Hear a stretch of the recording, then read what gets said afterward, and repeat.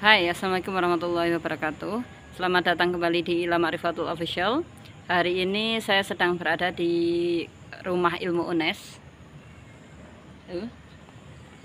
Oke. Pada video hari ini saya akan membahas tentang jalur masuk universitas. Sepengetahuan saya itu jalur masuk universitas ada 3 tahapan. Yang pertama itu ada SNBP, yang kedua ada SNPT, yang ketiga ada jalur mandiri.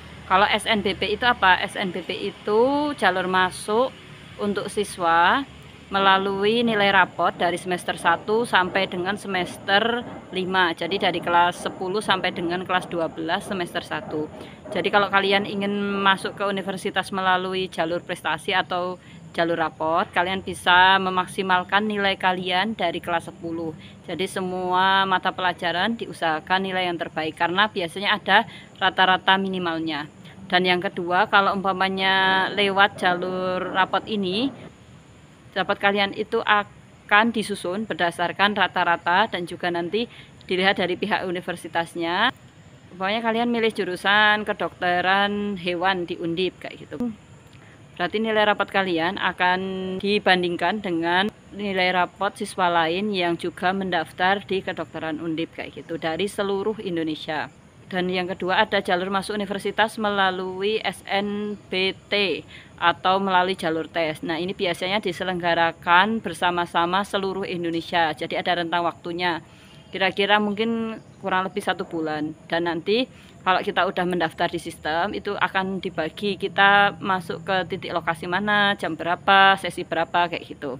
Nah untuk SNBT ini persiapan yang harus dilakukan adalah kalian lebih banyak latihan soal karena nanti ada beberapa hal yang diujikan terutama di matematika, bahasa Inggris, bahasa Indonesia dan nanti ada literasi, ada numerasi.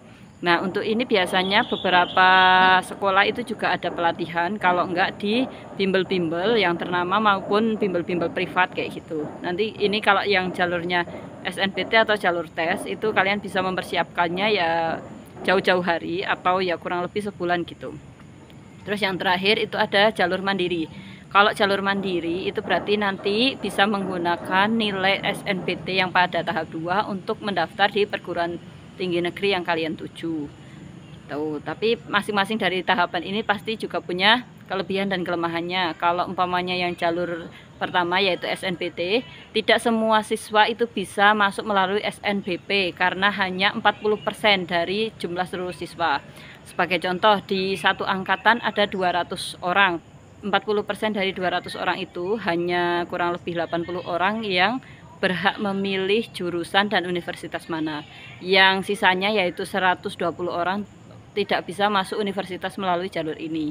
Jadi kalau umpamanya memang mau masuknya jalur SNBP, diperbaiki rapotnya, kalau bisa grafiknya itu naik terus.